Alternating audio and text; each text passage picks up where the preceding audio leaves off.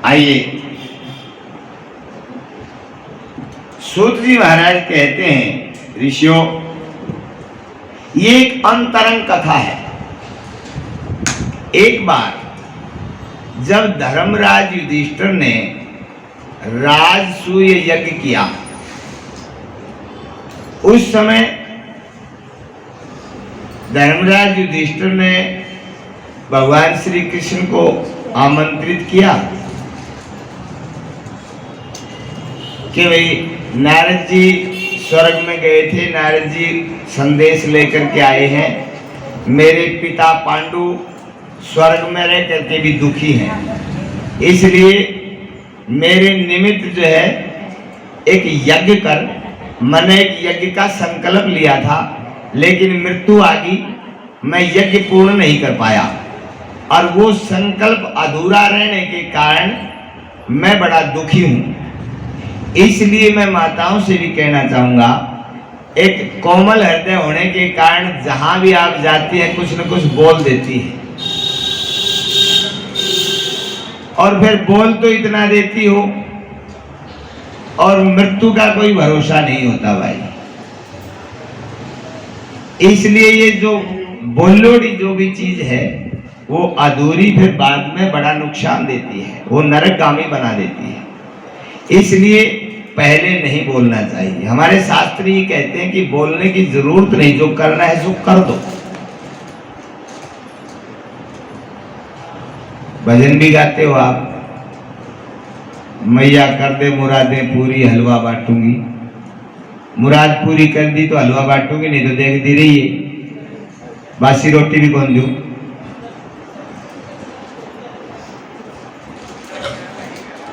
जिस मंदिर में भी जावा, हे बाबा तेरी सवामणि लगाऊंगी, बेटे का ब्याह भी जा, हे मैया तेरी कढ़ाई करूंगी, पोता भी जा।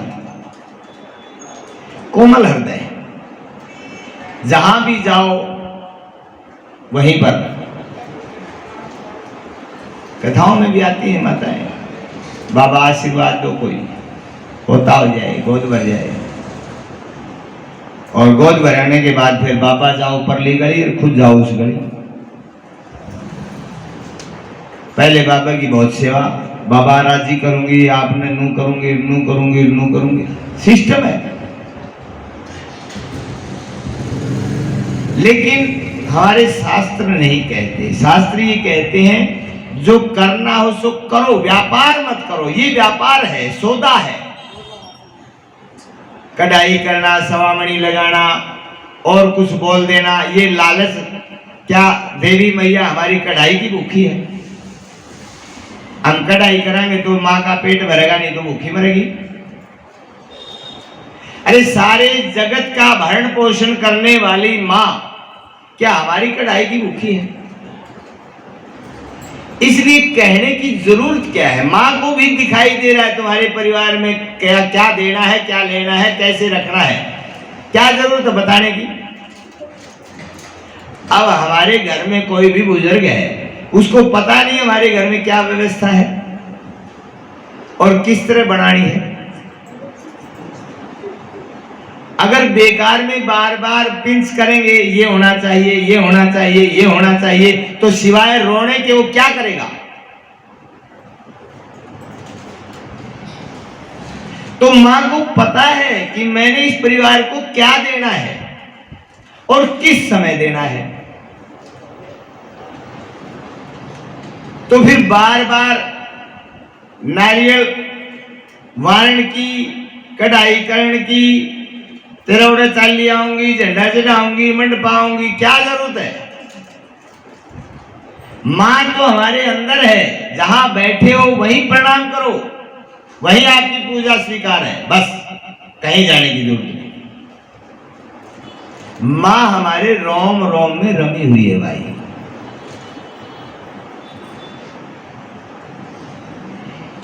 इस प्रकार से सूत जी महाराज कहते हैं, ऋषियों,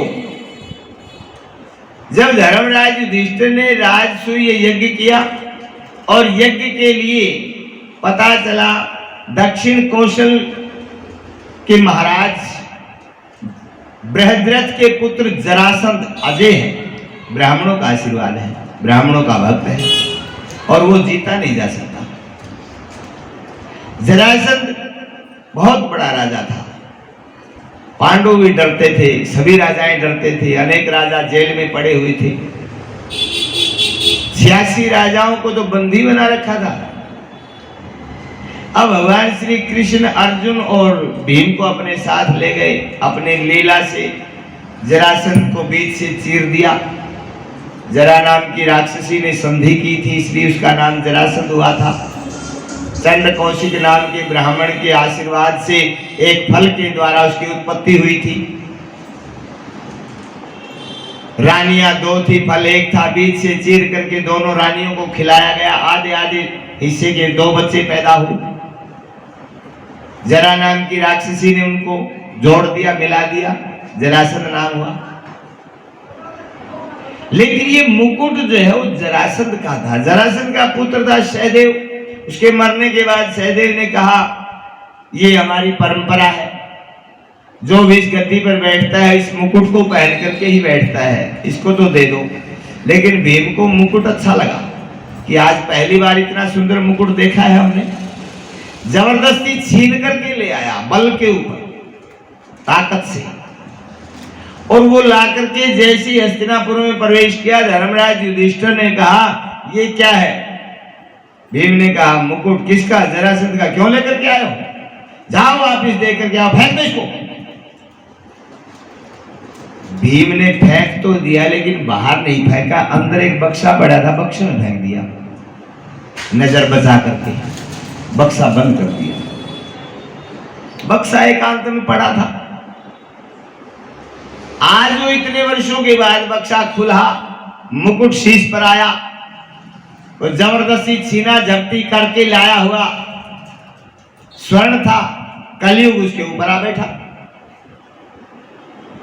कलयुग के बैठते ही कलयुग ने सोचा जब तक इस राजा की बुद्धि को भ्रष्ट नहीं किया जाएगा तब तक ये पाप कैसे करेगा।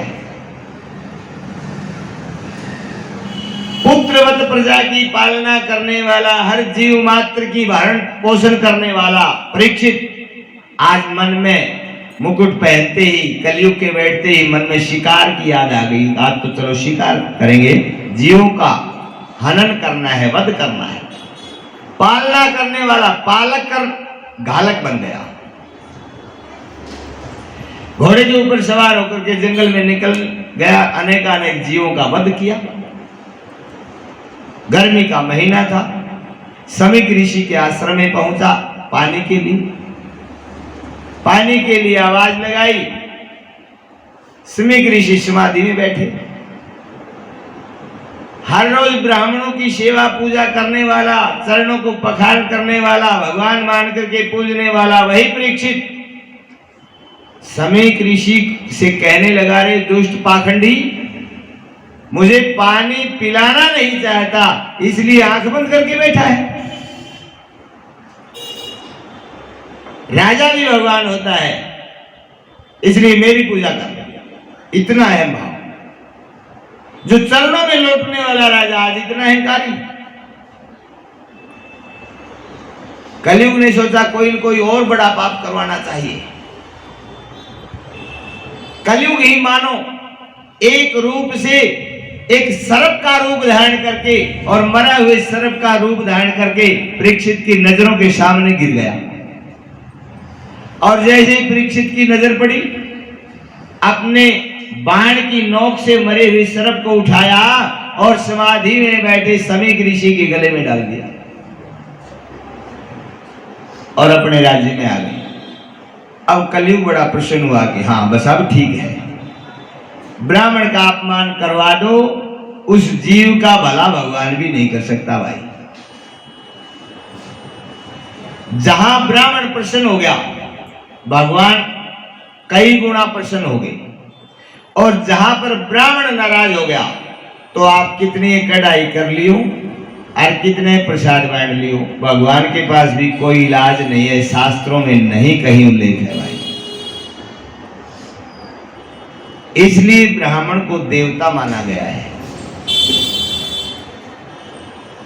इसका भी एक कारण है। देवाधीन जगत सर्वम, देवाधीन जगत सर्व मंत्राधीन सदेवता, ते मंत्रा ब्राह्मणाधीन तस्मात् ब्राह्मण देवता। मतलब सारा संसार देवताओं के अधीन है भाई। कोई दुर्गा जी ने पूजे, कोई हनुमान जी ने, कोई भगवान शिव ने, कोई कृष्ण जी ने, कोई खाटू श्याम ने, कोई बेरियाड़ी ने, तो कोई देवसराड़ी ने, सबके अपने अपने मालिक हैं और सारे देवता मंत्रों के अधीन है। सारी दुनिया देवताओं के अधीन है, वही देवता मंत्रों के अधीन है और वो मंत्र ब्राह्मणों के अधीन है भाई। इसलिए ब्राह्मण अपने मंत्र से जब जिसको चाहे बुला ले, इसलिए ब्राह्मणों को देवता कहा गया है, पूजनीय कहा गया है।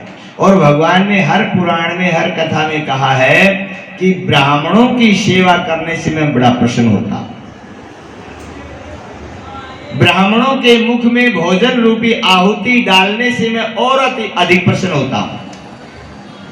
आप भी कथाएं सुनते होंगे बार बार। एक राजा 1.25 मण दूध गंगा जी में प्रवाहित किया करता, ये कथाएं आम आती हैं। एक बार ब्राह्मण मंडली आ गई, उस कर्मचारी ने सोचा कि आज ब्राह्मण आए हैं, इस दूध की खीर बना करके खिला दें। राजा को क्या पता लगेगा, और कोई साधन उसके पास था नहीं। खीर बना करके ब्राह्मणों को खिलाई, ब्राह्मण बड़े प्रसन्न हुए, आशीर्वाद दिया। रात्रि में ही गंगा जी राजा के स्वप्न में आई, राजन आज जो कार्य किया है उससे मैं बड़ी प्रसन्न हूं, मैं तुम्हें अभयता का वरदान देती हूं जो आपने कार्य किया है आज। तो राजा तो 1.25 मण दूध प्रवाहित किया करता। सुबह उठते ही राजा ने सबसे पहले उस कर्मचारी को बुलाने के लिए एक दूध भेज दिया, उसको बुला के लाओ भाई, बड़ा अच्छा कार्य किया, उसने ड्यूटी को ड्यूटी माना है, ईमानदारी से काम किया। जैसे ही राजदूत घर आ गया, बुलान खत्म, वो भयभीत हो गया। राजा ने सवेरे सवेरे, हो सकता है किसी गुप्तचर के द्वारा पता लग गया हो, भाई कल दूध गंगा जी में प्रवाहित करा, कोई ब्राह्मण ने खीर बना के खुआ दी। डरदा डरदा डरदा डरदा, हे भगवान, हे परमात्मा, करिए लाज राखी तय। वो बेचारा डरदा डरदा राजा के पास गया, चरणों में प्रणाम करा। राजा बड़ा प्रसन्न हुआ, बोला आपने ईमानदारी से कार्य किया है और कल तो विशेष ईमानदारी से कार्य किया है। ऐसा कौन सा पुण्य कर दिया जो कि कल विशेष गंगा जी की पूजा करी आपने, कोई विशेष गंगा जी की स्तुति करी हो किसी और कारण से। दूध तो काफी दिन से चल रहा है ये कर्म, तो कई सालों से, लेकिन कल जो आपने कार्य किया वो जो है गंगा जी स्वप्न में आई और उन्होंने कहा कि आज के कार्य से मैं बड़ी प्रसन्न हूं, राजन मैं तुम्हें अभय दान देती हूं, इस तरह के काम किया करो। तब उस कर्मचारी ने डरते डरते कहा, महाराज मैंने इस दूध की खीर बना के ब्राह्मणों को खिलाई थी। तब आकाशवाणी हुई ऊपर से कि ब्राह्मण मेरा मुख है और ब्राह्मणों के मुख में जो भोजन डाल करके आहुति डालता है मैं उसी से प्रसन्न होता हूं, इसीलिए ब्राह्मणों को भोजन कराया जाता है भाई।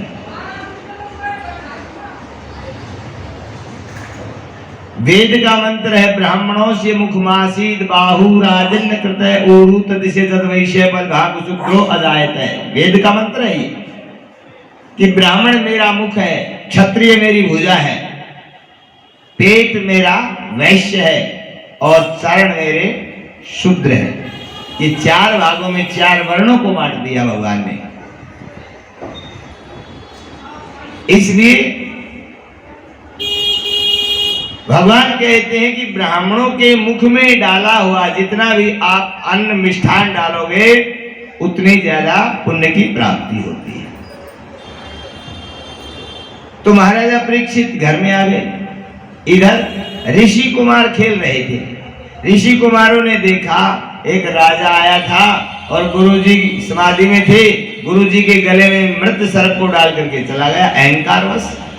वहीं पर कौशिकी नाम की एक नदी प्रवाहित हो रही थी और उस कौशिकी नदी में समीक ऋषि के पुत्र श्रृंगी स्नान कर रहे थे। उन बच्चों ने दौड़ करके जाके कहा, श्रृंगी श्रृंगी तुम यहाँ स्नान कर रहे हो। वहां आश्रम में एक अहंकारी राजा आया और समाधि में बैठे गुरुजी के गले में एक सर्प डाल करके चला गया। श्रृंगी भी बच्चा था, बच्चे तो बच्चे होते हैं। वहीं पर जो है क्रोध आ गया। ऐसा अहंकारी राजा कौन जो क्या गुरुजी का अपमान। वहीं कौशिकी नदी का जल लिया अपनी अंजलि में, सूर्य भगवान को साक्षी बना करके कहा कि मैं समीक पुत्र श्रृंगी कौशिकी नदी के जल से ये संकल्प लेता हूं कि जो भी दुष्ट राजा जिसने भी मेरे पिता का अपमान किया है, मृत सर्प को गले में डाला है, वही सर्प तक्षक बन करके आज से 7वें दिन उस राजा की मृत्यु का कारण बन जाएगा, उसको डस लेगा। श्राप दे दिया। श्रृंगी ऋषि आए, समाधि खुली समय पाकर सभी बातों से अवगत हुए। समय के ऋषि ने ध्यान लगा करके देखा कि वो तो राजा परीक्षित थे, वो तो बड़े धर्मात्मा राजा है। श्रृंगी को डांटा कि बेटा तुमने बिना सोचे ही ये वज्र बाण छोड़ दिया। ये वाणी का बाण ब्राह्मण इस प्रकार नहीं छोड़ते, ये तपस्या का फल है।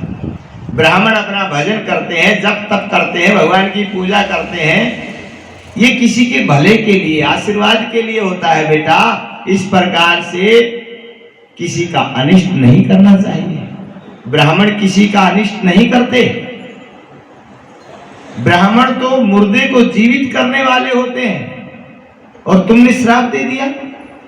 अरे वो तो जीव मात्र की पालना करने वाले बड़े धर्मात्मा, यज्ञ हवन पूजा पाठ उनके राज्य में चलते रहते हैं और उन्हीं के प्रभाव से हम जंगल में निर्भय विचरण करते हैं। लेकिन चलो जो हो गया सो हो गया। अब महामुनि समीक ने अपने 2 शिष्यों को परीक्षित के पास भेजा, जाकर के अवगत कराओ कि आज के 7वें दिन तेरी मृत्यु होगी तक्षक के काटने से। अपने जीवन का कोई साधन, मुक्ति का कोई साधन, मोक्ष का कोई साधन आप बना सकते हैं तो बना लें। अब इधर क्या होता है, परीक्षित ने जैसे ही जाकर के वो मुकुट उतार करके रखा, तो कलयुग तो मुकुट में था। परीक्षित की बुद्धि ने काम किया और एकदम मानो झटका लगा हो बिजली की तरह कि आज मेरे हाथ से एक ब्राह्मण का अपमान, ये कैसे हो गया। मानो उसी समय महाराजा परीक्षित एक कोने में बैठ करके रोने लगे। अनेक अनेक दास दासियां खाद्य चोष्य पदार्थ लेकर के सेवा में खड़ी है, महाराज जलपान करिए, गर्मी में आए हैं। मानो महाराज जी कहना चाहता हो कि इस प्यास के कारण, इस पानी के कारण ही आज जीवन में पहली बार मेरे से बहुत बड़ा पाप हो गया है, अब मुझे कुछ नहीं चाहिए। जिस धर्म के राज्य में मेरे पूर्वजों ने कभी ब्राह्मण का अपमान नहीं किया, मैं इतना दुष्ट ऐसा पापी पैदा हुआ जो कि ब्राह्मण का, तपस्वी ब्राह्मण का अपमान। मानो एक कोने में बैठ करके सिसकियां लेता हो कि मेरे शरीर के टुकड़े क्यों नहीं हो जाते, मेरा शरीर फट क्यों नहीं जाता, मेरा विनाश क्यों नहीं हो जाता, मैं बैठा किस लिए हूं, क्या देखना चाहता हूं, मेरे शरीर से अब क्या होने वाला है।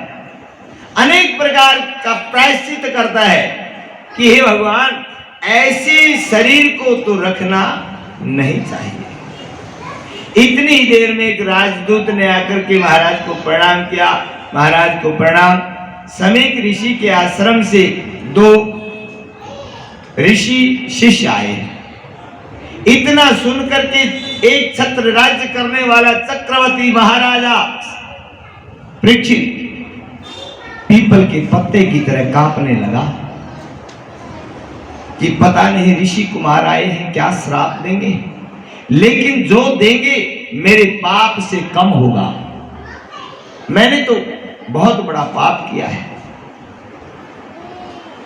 मैं जाऊं तो ऋषि कुमारों के सामने कैसे जाऊं? कांपते हांफते लड़खड़ाते हुए महाराजा परीक्षित खड़े हुए और जैसे ही द्वार पर आए, दो ऋषि कुमारों को देखा, धड़ाम से दंड की तरह उनके चरणों में गिर पड़े, क्षमा याचना मांगने लगे। मैं पापी हूं, मैं दुष्ट हूं। जैसे ही महाराजा परीक्षित की आंखों से गंगा यमुना बह रही है, अपने आप को पापी बता रहे हैं। ऋषि कुमारों ने कहा, राजन, अवश्यमेव भुक्तव्यम कृतं कर्म शुभाशुभम। जीव जैसा कर्म करता है, चाहे शुभ हो चाहे अशुभ हो, चाहे दिन के प्रकाश में करो चाहे अंधेरी रात में करो, चाहे वो किसी पाताल में करो चाहे आकाश में करो, लेकिन किए हुए कर्म का फल तो भोगना पड़ेगा। ऋषि कुमारों ने कहा, गुरुजी का आदेश है, श्रृंगी का श्राप है, आज से 7वें दिन तुम्हारी मृत्यु होगी राजन, तक्षक के काटने से। इसलिए कोई अपनी मुक्ति का साधन बना सकते हो तो बना लो। इतना कहकर के ऋषि कुमार तो वापिस आ गए। महाराजा परीक्षित अब यहां से ये कथा मोड़ लेती है भाई। भागवत में इसका अलग प्रसंग है।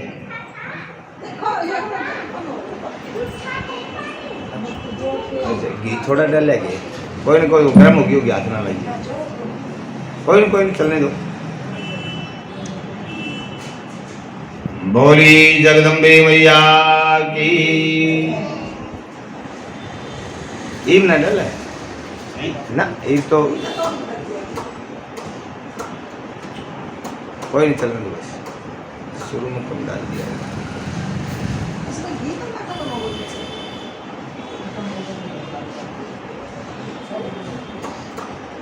मेरी जय हो ज्वाला माई।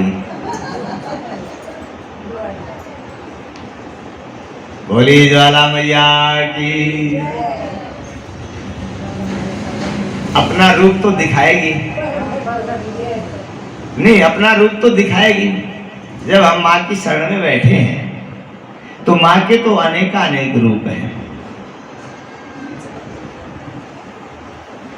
ये ज्वाला मैया का भी ज्ञान का प्रतीक है, एक प्रकाश का प्रतीक है।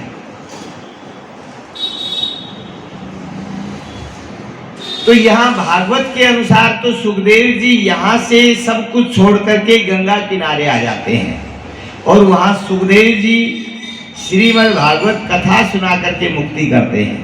लेकिन देवी भागवत के अंदर ऐसा नहीं है। देवी भागवत के अंदर ऐसा क्या है? श्री वेदव्यास जी जन्मेजय को समझा रहे हैं कि बेटा, उस समय तुम्हारे पिता ने 7 मंजिला एक भवन तैयार करवाया और ऐसा भवन तैयार करवाया कि हवा भी बगैर पूछे प्रवेश नहीं कर सकती। 7वीं मंजिल के ऊपर जाकर के खुद स्वयं परीक्षित बैठ गए। चारों तरफ पहरा लगा दिया गया कि कोई भी आने न पाए।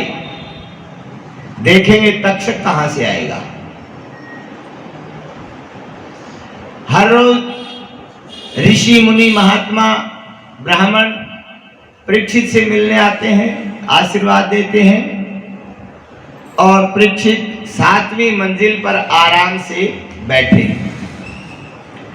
7 दिन जैसे ही बीत रहे थे, 7वां दिन चल रहा था, उसी समय तक्षक ने विचार किया कि मैंने एक ब्राह्मण के शब्दों को सिद्ध करना है।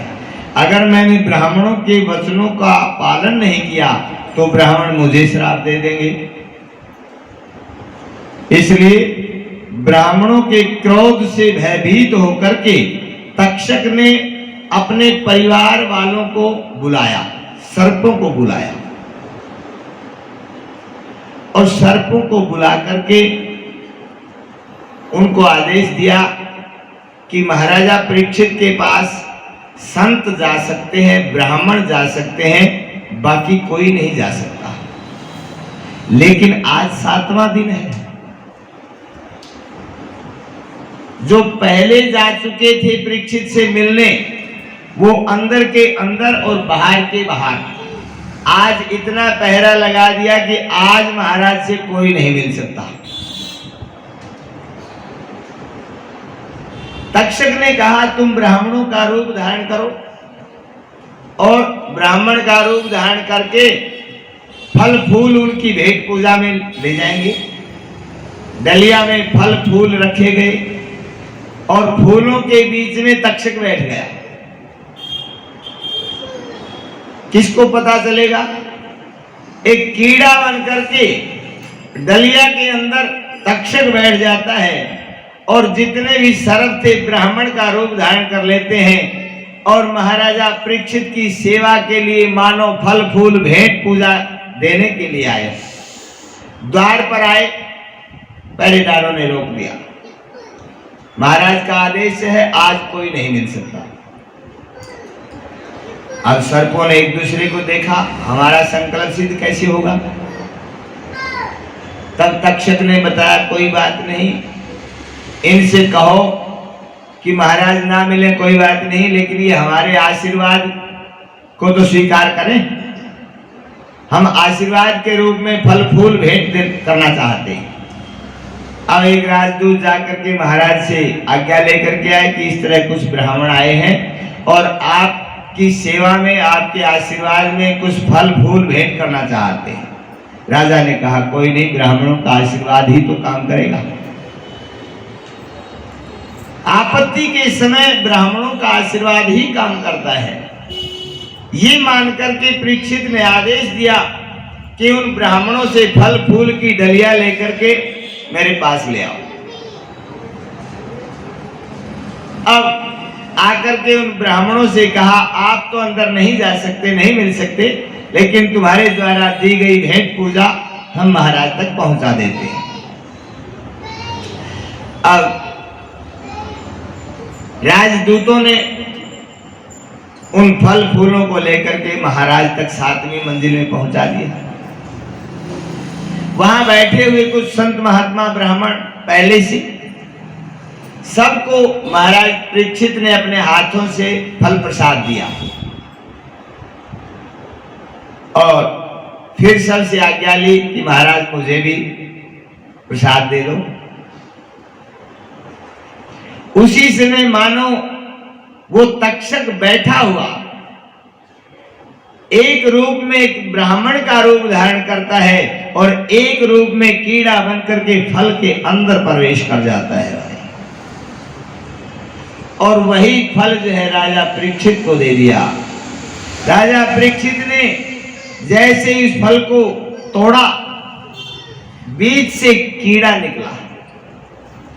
लाल रंग का कीड़ा है, काली काली आंखें हैं, मोटी मोटी। सूर्य अस्ताचल की तरफ जा रहा है। 7वां दिन व्यतीत हो गया।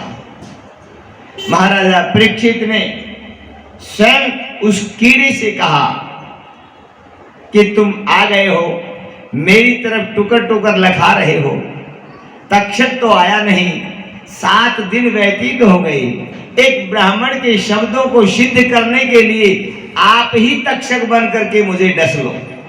इतना कह करके स्वयं राजा परीक्षित ने उस कीड़े को उठाया फल से और अपने गले के ऊपर चिपका दिया, लेकिन वो तो तक्षक था। जैसे ही गले के लगाया, तक्षक ने अपना प्रभाव दिखाया। तक्षक ने राजा के शरीर को डसा और राजा का शरीर भस्मीभूत हो गया। राजा परीक्षित को डसते ही तक्षक सर्प आकाश मार्ग से सीधा स्वर्ग में चला गया, इंद्र की शरण में। इधर पता चला तक्षक ने महाराज को डस लिया, तक्षक ने महाराज को डस लिया, हाहाकार मच गया। श्री वेदव्यास जी कहने लगे, बेटा उस समय तुम 3 वर्ष के थे, जन्मेजय को ये कथा सुना रहे हैं। उस समय सभी राजसी व्यवस्था के अनुसार सभी कर्म आपके पिता के संपन्न हुए, समय निकला, कृपाचार्य जी ने राज्य के कार्यभार को संभाला।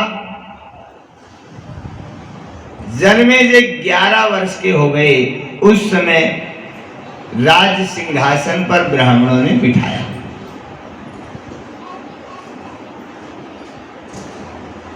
अब श्री व्यास जी कहने लगे, बेटा यहां तक तो बात ठीक, कोई बात नहीं।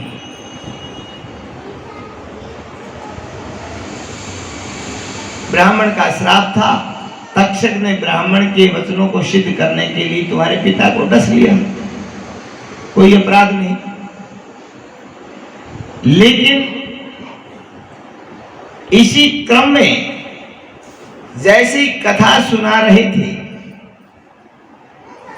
उसी समय रमणकपुर से एक सर्प आया, ब्राह्मण का रूप धारण करके, और उस सर्प रूपी ब्राह्मण ने जन्मेजय को समझाया, बेटा तुम्हें आधी अधूरी बात याद है, पूरी कहानी आपको याद नहीं। तुम्हारे पिता मरे कैसे हैं?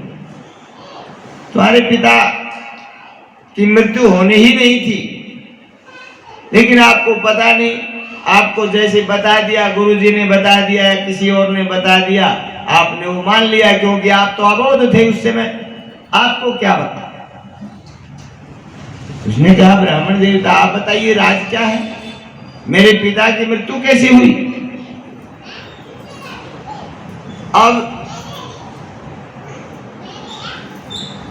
उसने कहा कि तेरे पिता नहीं मरते, ये तक्षक का कसूर है,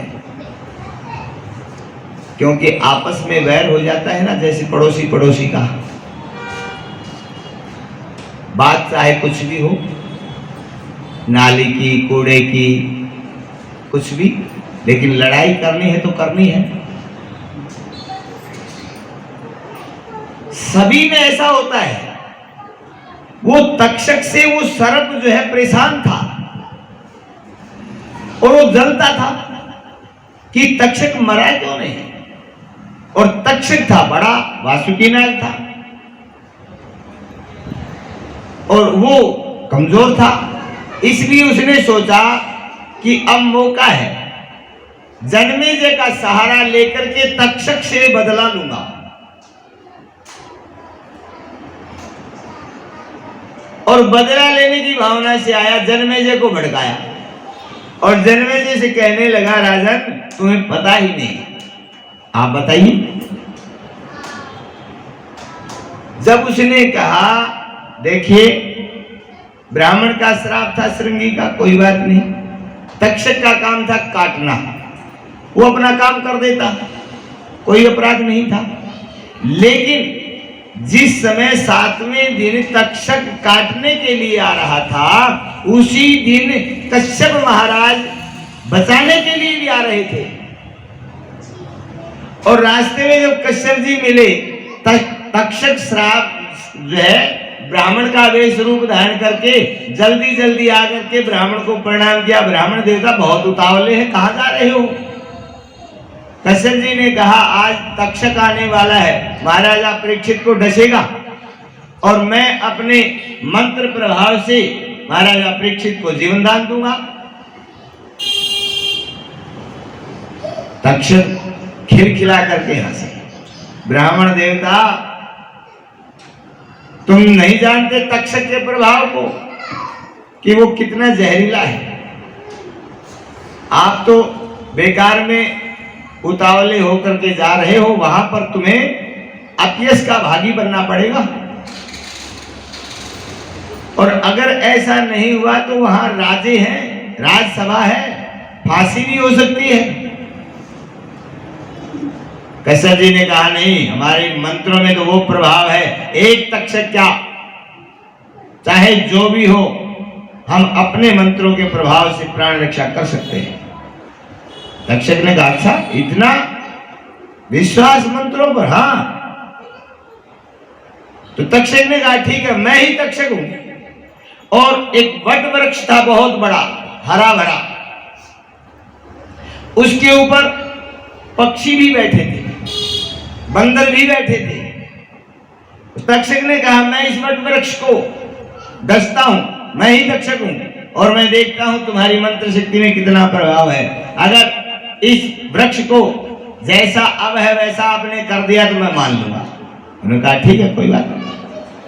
तक्षक ने उस वट वृक्ष को डसा, और डसते ही वो पूरा वट वृक्ष पक्षियों के साथ, बंदरों के साथ जलकर भस्म हो गया, भस्मीभूत हो गया। उसी समय तक्षक ने कहा अब दिखाओ तुम्हारा मंत्र।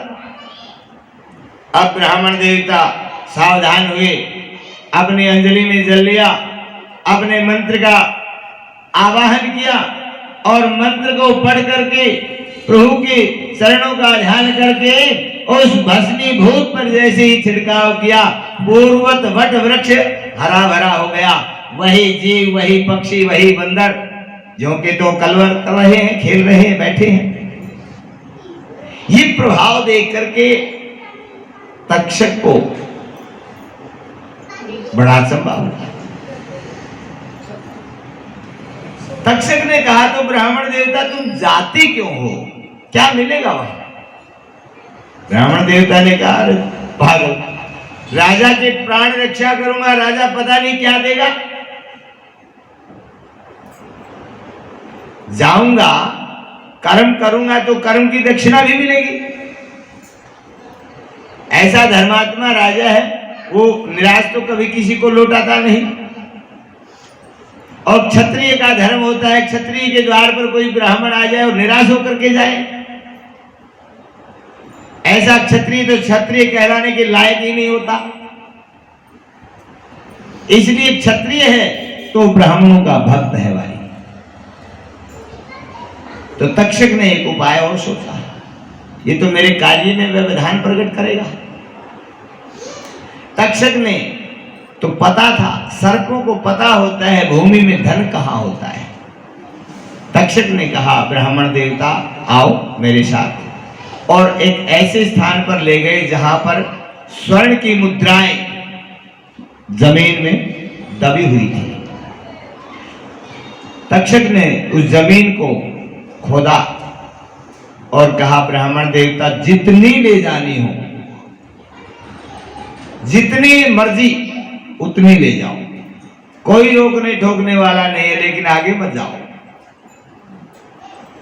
अब ब्राह्मण देवता थे, सोचा अब आगे जाकर के क्या करूंगा, उधर पूर्ति का साधन तो चलो यहां से हो ही गया, हम किसी को निराश क्यों करें, अगर इसका दूसरा संकल्प है तो इसके कार्य में व्यवधान क्यों पैदा करें। ब्राह्मण देवता तो वहीं से धन लेकर के वापिस चले गए, और तक्षक ने आकर के अपना कार्य किया। तो उस ब्राह्मण ने कहा राजन, अगर ये कश्यप को वापिस ना भेजते तो ये डस लेता, कोई बात नहीं, अपना काम करता। कश्यप जी आकर के उन्हें जीवित कर देते तो आज आपके पिता जीवित होते। अब इतना भड़काया तो जन्मेजय को क्रोध आ गया। क्रोध आ गया और उसने उसी ब्राह्मण को कि आप मंत्र देता है, आप ही यज्ञ के आचार्य बनो और सर्वशस्त्र यज्ञ करो जिसमें सर्पों को जलाया जाए। उन्होंने कहा ठीक है। चारों तरफ राज्य से विद्वान ब्राह्मणों को बुलाया गया और ब्राह्मणों ने आकर के बहुत सुंदर यज्ञ की रचना की, यज्ञ मंडप को सजाया।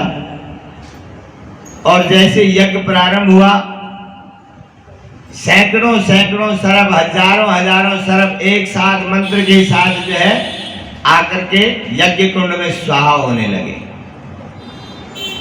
यज्ञ चल रहा है लेकिन तक्षक नहीं आया।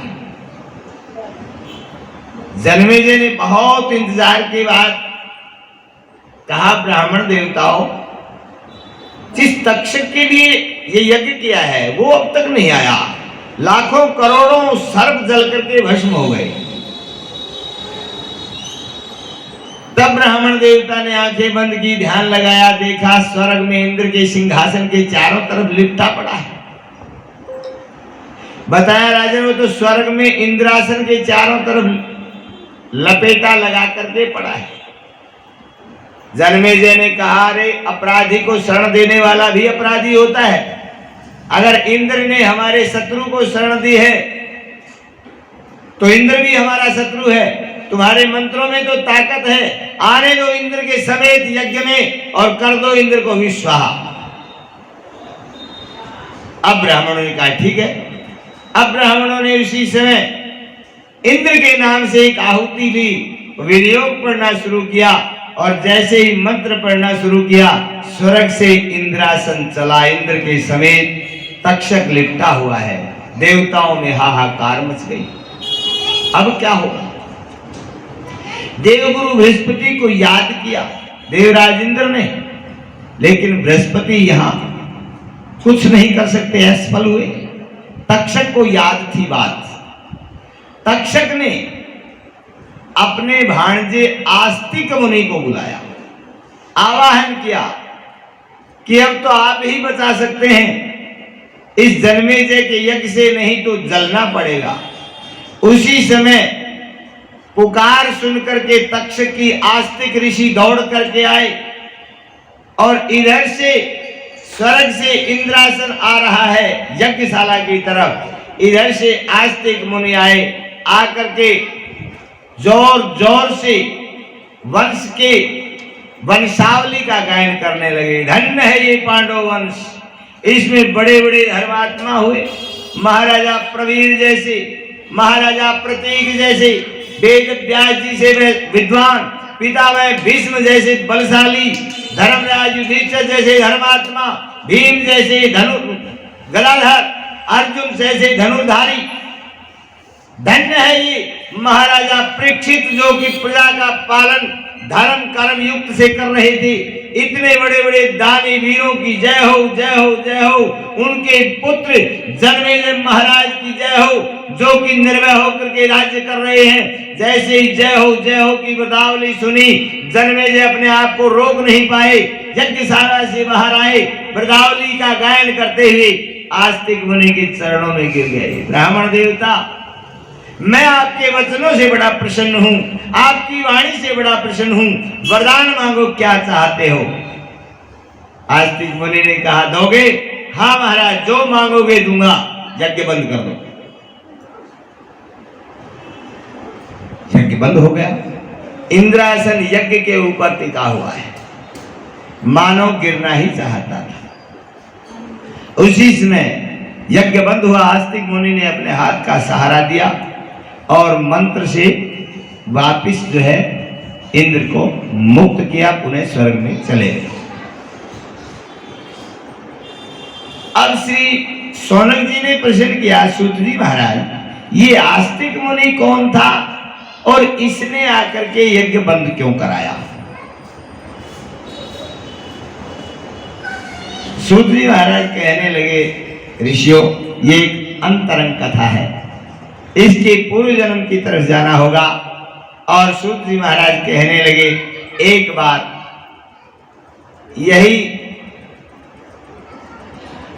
एक ऋषि, जरत्कारु नाम है ऋषि का, जरत्कारु नाम के ऋषि जंगल में भ्रमण कर रहे थे। भ्रमण करते करते प्यास लगी, एक कुएं पर आए।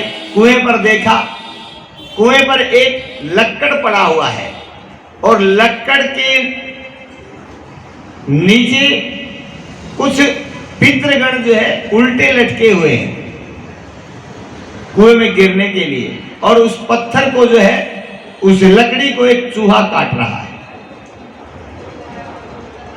जैसे ही वो ऋषि आए, जरत्कारु नाम है इनका, उसने आकर के कहा लटके हुए पितरों को कि तुम कुएं में गिरना चाहते हो?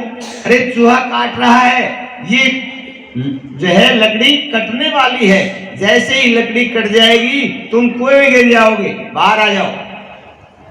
उन उल्टे लटके हुए पितरों ने कहा, बेटा रोते हुए बिलखते हुए क्या करें, अब हमें कोई पानी देने वाला नहीं है, कोई बचाने वाला नहीं है, हमारे निमित्त कोई श्राद्ध करने वाला नहीं है, हमारा कोई तर्पण करने वाला नहीं है, हमारे वंश की वृद्धि रुक गई है।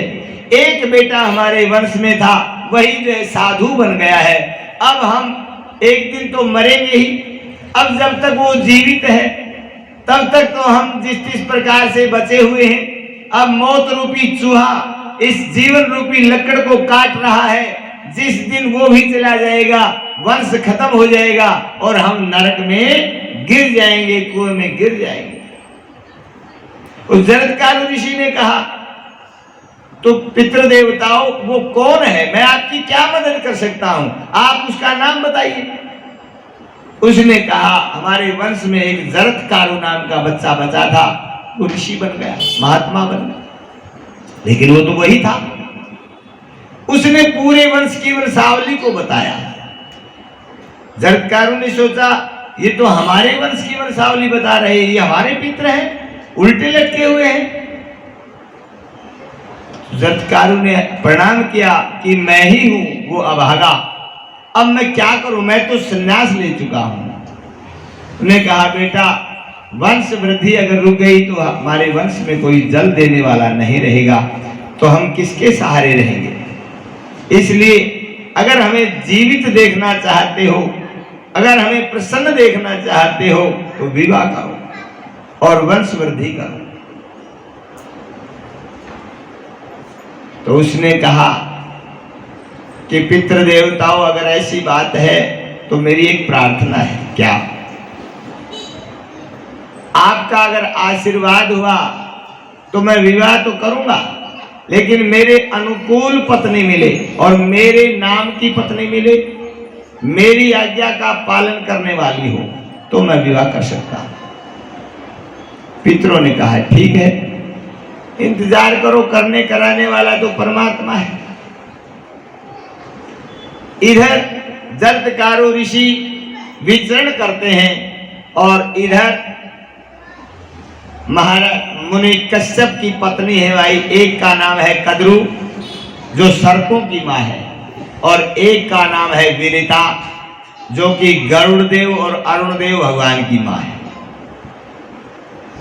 एक बार कद्रु और विनिता दोनों बहन तो थी, बैठी थी, बातें कर रही थी। एक कद्रु के तो सर्प थे, बार बार आकर के लिपटते, वो उनसे खेलती।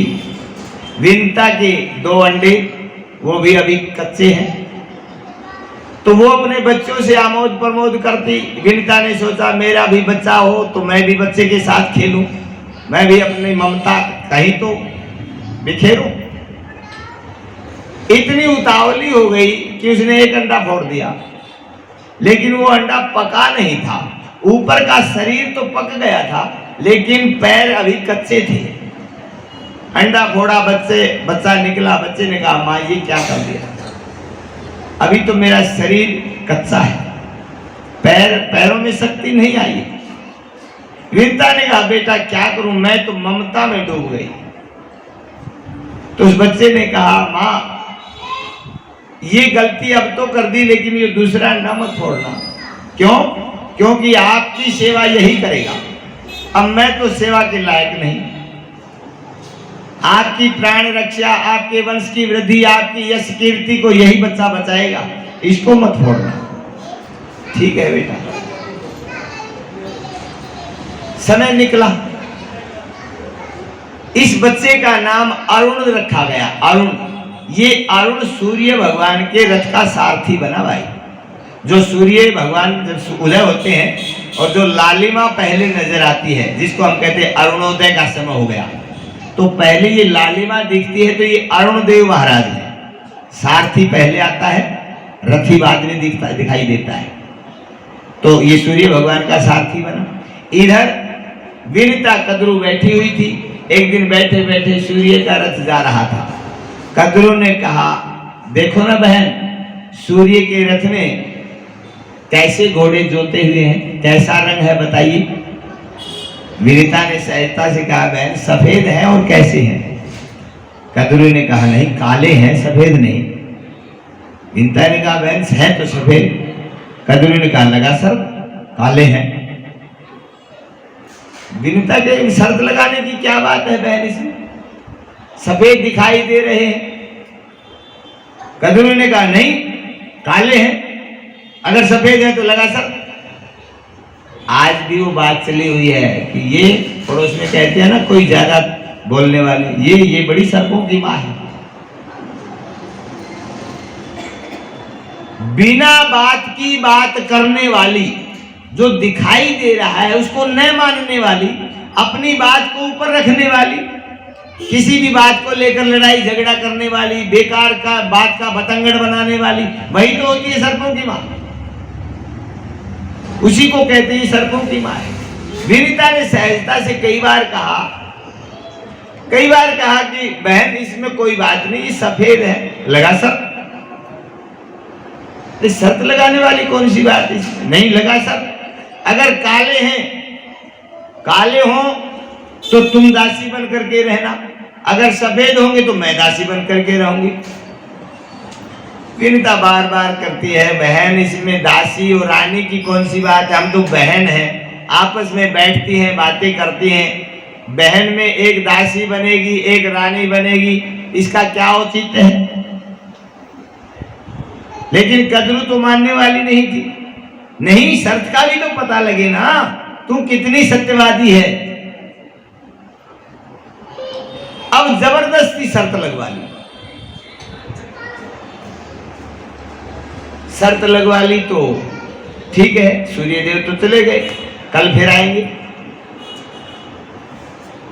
कद्रू गई अपने बेटों के पास, सर्पों को बुलाया। सर्पों को बुलाया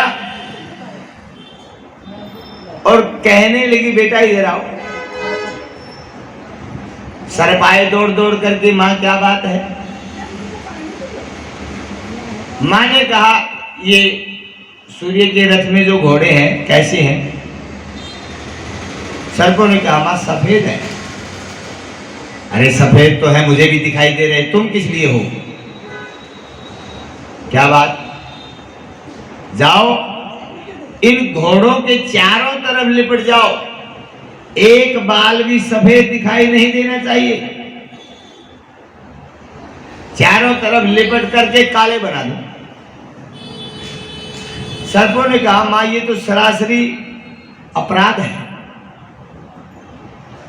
और मां ही जब बच्चे को गलत शिक्षा देगी तो उस गलती का परिणाम कौन भुगतेगा? इसीलिए कहते हैं बच्चों को हम सिखाते हैं भाई अच्छे बुरे संस्कार। छुप करके जाओ, तुम्हारी आंटी क्या कर रही है देख के आओ, तुम्हारे अंकल क्या कर रहे हैं, तुम्हारे दादाजी बैठे हैं क्या, देखो क्या कर रहे हैं, देखो तुम्हारी दादी वो क्या टटोल रही है, देखो क्या है उसमें।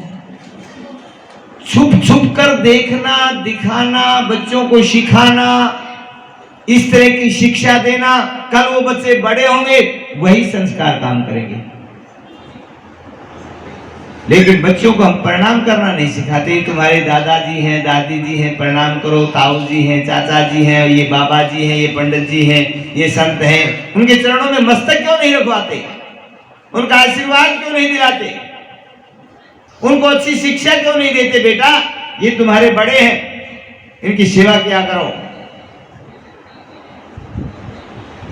उल्टा बोलना हम सिखाते हैं, बच्चों के सामने बोलते हैं। तुम्हारी औकात क्या हो गई हमारे बच्चे को बोलने की? तुम खाने को देते हो क्या? हम खुद कहते हैं जब बच्चे के सामने हम ऐसी बातें कहेंगे तो बच्चा ढीठ बनेगा, और कल वही बच्चा दूसरों को बोलता बोलता माता पिता को भी उल्टा बोलेगा। सर्पों ने भी कहा, मां तुम कहती हो ये अपराध, करने के लिए? ये तो सरासरी अपराध है, गुनाह है मां, ये पाप है। हम तो नहीं करेंगे। जैसे ही कहा हम तो नहीं करेंगे, कदरू को क्रोध आया, अरे दुष्टो, आज पहली बार मैंने कुछ काम के लिए कहा है, तुमने मना कर दिया।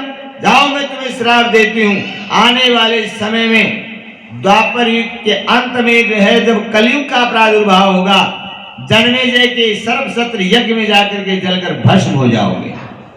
अब ये श्राप सुना, सर्प भयभीत हो गई। सर्पों ने कहा मां श्राप तो मत दे, श्राप नहीं दो तो सेवा करनी पड़ेगी। ठीक है करेंगे। उस अग्नि के भय से, मां के कहने से सर्पों ने ये अपराध किया। जाकर के सफेद घोड़ों के लिपटे काले बने। अगले दिन सूर्यदेव का रथ दिखाई दिया। कद्रू कहने लगी बहन देख कैसे है बता। कद्रू बार बार देखती है, कल तो सफेद थे, आज काले कैसे हो गए? बहन आज तो काले दिखाई दे रहे हैं, तो बंदा सी।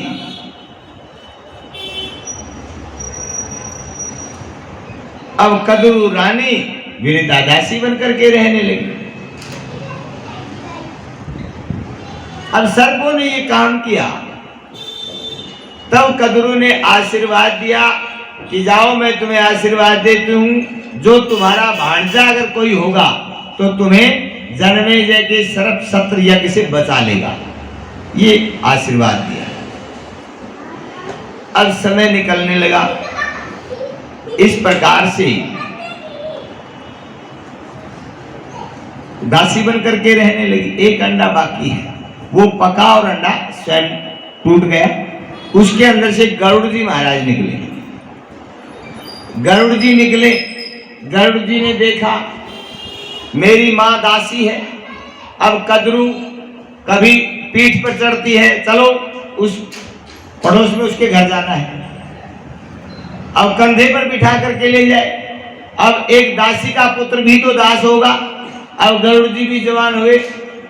अपने बेटों से कहा कि अब आओ गरुड़ इधर आओ, 50, 40, 100 सर्प चारों तरफ लिपट जाएं और गरुड़ जी के ऊपर बैठ जाएं। जाओ घुमा करके लाओ। अब कभी हिमालय पर घुमाने ले जाएं, कभी समुद्र के घुमाने ले जाएं, कभी गंगा पार, कभी यमुना पार। गरुड़ जी ने सोचा ये तो अगर इसी तरह क्रम चलता रहा तो हमारा तो जीवन ही बेकार है। अब गरुड़ जी महाराज एक दिन अपनी मां से कहने लगे, मां ये कब तक चलता रहेगा कर्म? आप हमें कोई इसकी मुक्ति का उपाय बताओ। आप चाहती क्या है? हमें दासत्व से मुक्त कैसे करोगे? कद्रू ने कहा बेटा शर्त बड़ी है तो इसकी कीमत भी बड़ी चुकानी पड़ेगी। बताओ मां क्या चाहती है? कद्रू ने कहा अगर दासत्व से मुक्ति चाहते हो तो स्वर्ग में जाओ, अमृत लेकर के आओ, मेरे पुत्रों को पिलाओ। अमृत का कलश लेकर के आओगे तो दासत्व से मुक्ति मिलेगी। गरुड़ जी ने कहा ठीक है मां मैं जाऊंगा। उसी दिन गरुड़ जी स्वर्ग में गए और स्वर्ग में जैसे ही पहुंचे कलश की तरफ लपके अमृत कलश रखा था। वहां पर देवताओं के अंगरक्षकों ने रोका तो जिसने रोका गरुड़ जी ने इसी को ठोका। सबको मारने लगे। देवराज इंद्र भी आए। गरुड़ जी ने सबको परास्त किया। सभी देवताओं को परास्त करके अमृत कलश लेकर के चलने लगे। देवराज इंद्र किलकारी मारने लगे, हे नारायण हे नारायण हे नारायण। ये समुद्र मंथन के द्वारा देवासुर कितना भयंकर संग्राम हुआ था। उसके बाद मंथन हुआ, उसके बाद संग्राम हुआ। इतनी मेहनत से अमृत को प्राप्त किया, आज ये पक्षी आकर के इसको ले जा रहा है। बताइए। नारायण भगवान दौड़ करके आए, अमृत कलश ले जाते ही गरुड़ से को रोक लिया। कहां ले जा रहे हो? गरुड़ ने सारी बातें बताई। विष्णु ने कहा इतना सहजता से नहीं जाएंगे, अमृत स्वर्ग का है, ये हम नहीं ले जाने देंगे। गरुड़ ने कहा मैं अमृत तो लेकर के जाऊंगा, प्राण जा सकते हैं, पीछे नहीं हटूंगा। भगवान ने कहा तो युद्ध करो। अब अमृत कलश रख करके गरुड़ जी ने भगवान के साथ युद्ध किया। बहुत समय तक युद्ध चला, लेकिन गरुड़ जी ने हारने का नाम नहीं, न भगवान का तो हारना ही नहीं था। भगवान तो लीला कर रहे थे। बहुत लंबे समय के युद्ध के बाद भगवान विष्णु मुस्कुराए। उन्होंने कहा गरुड़ जी रुको, क्या बात, मैं बड़ा प्रसन्न हूं आपके युद्ध कौशल से, आपकी मातृभक्ति से, आपके व्यवहार से, आपके सदाचार से, आपके चाल चलन से और आपकी मर्यादा से, आपके संस्कारों से आज मैं बड़ा प्रसन्न हूं। इसलिए गरुड़ जी मैं खुश होकर के आपको अपना वाहन स्वीकार करता हूं, आओ मेरे वाहन बन जाओ। गरुड़ जी ने कहा असंभव, नहीं हो सकता। क्यों, क्या मेरे में कमी है कोई? गरुड़ ने कहा महाराज भगवान आप में कमी नहीं है, कमी तो मेरे में है। कैसे? न तो मुझे अमृत मिलेगा, न मुझे दासत्व से मुक्ति मिलेगी, और मुक्ति नहीं मिलेगी तो आपका वाहन कैसे बनूंगा? मैं तो उनका नौकर हूं। भाई वहां से मुक्ति मिलेगी तभी तो आपका वाहन बनूंगा। इसलिए जब तक अमृत नहीं दोगे आपका वचन सत्य नहीं हो सकता, आपकी वाणी असत्य है भगवान। भगवान विष्णु ने कहा तो एक उपाय बताता हूं। आप क्या, आप अमृत ले जाओ, ठीक है, जाकर के सर्पों की मां आपकी विमाता कद्रू को सौंप देना, ठीक है, आपको दासत्व से मुक्ति मिल जाएगी। हाँ जी मिल जाएगी। उसके बाद हम इस अमृत को चुराएंगे, उठाएंगे, लेकिन आप बीच में कोई व्यवधान प्रकट मत करना। क्यों? क्योंकि कोई भी चीज पात्र में सुरक्षित रहती है भाई, कुपात्र में नहीं।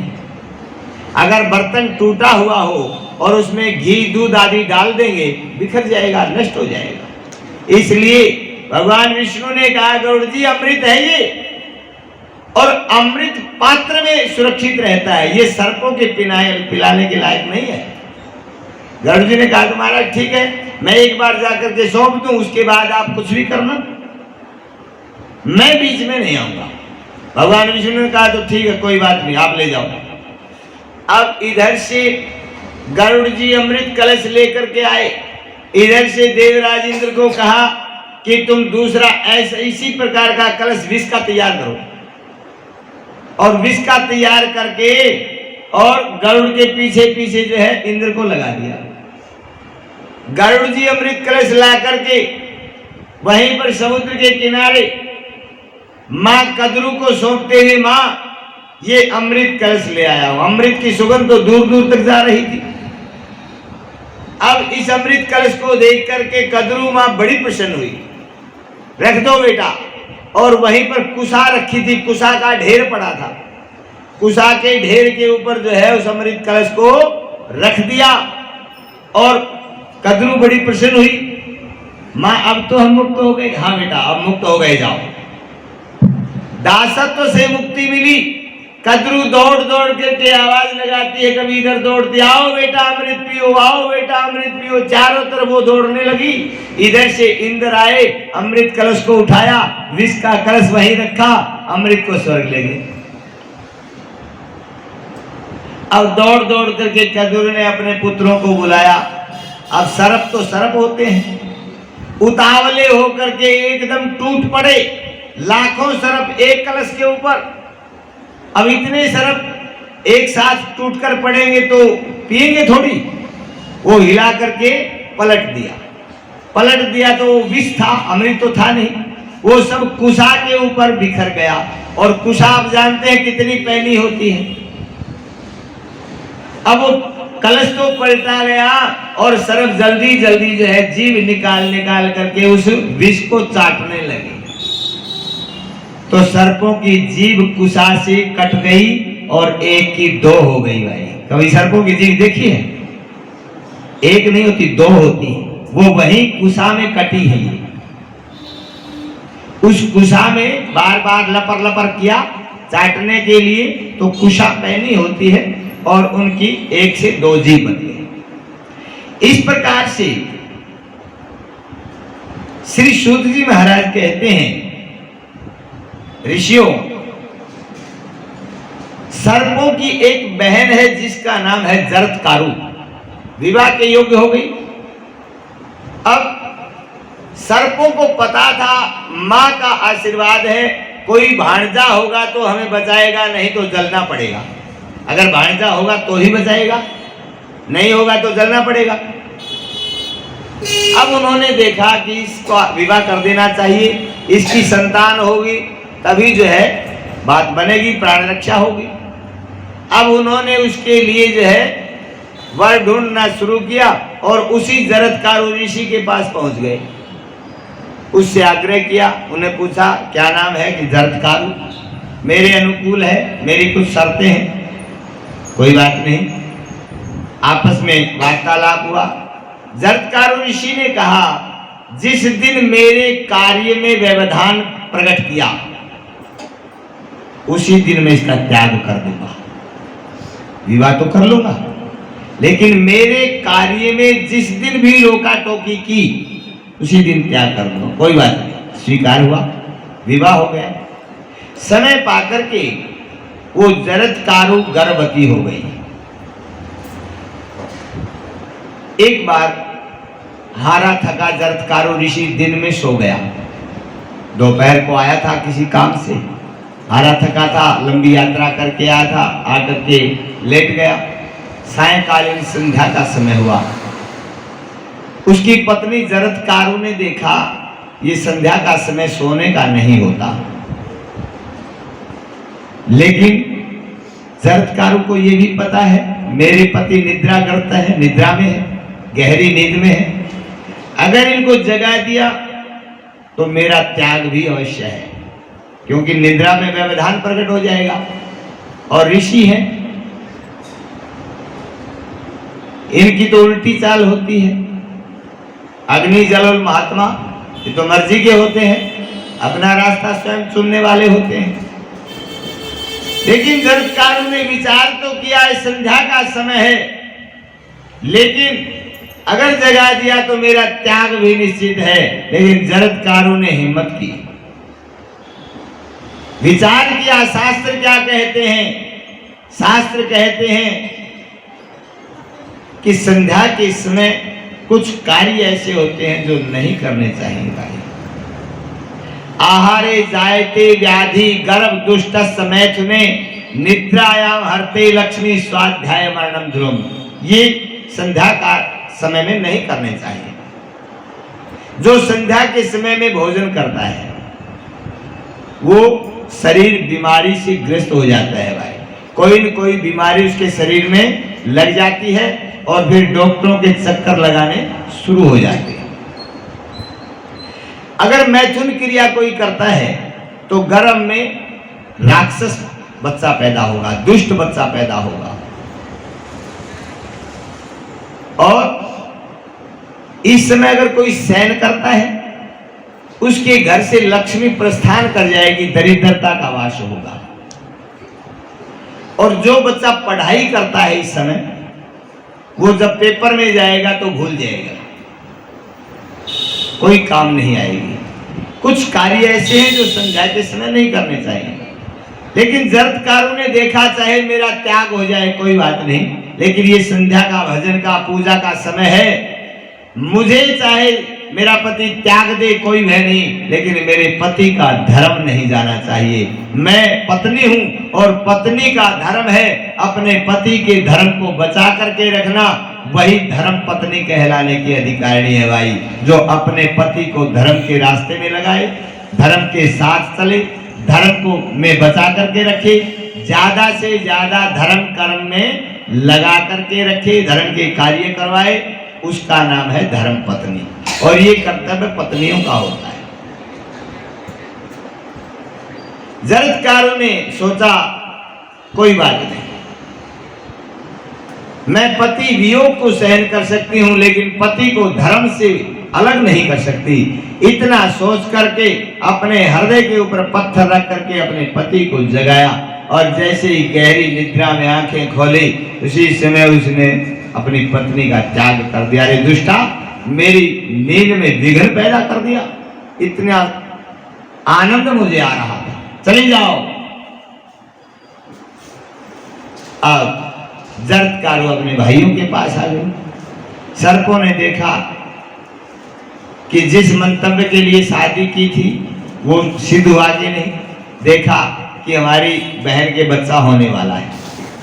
अब कोई बात नहीं, सर्पों ने कहा बहन कोई बात नहीं, ये संत महात्मा तो ऐसे ही होते हैं, पता नहीं कब गुस्से हो जाएं, कब राजी हो जाएं, का पता नहीं लगता। कोई बात नहीं, यहाँ रहो आराम से, 2 रोटी खानी है, क्या करना है आपने, आराम से रहो, कोई टेंशन की बात नहीं।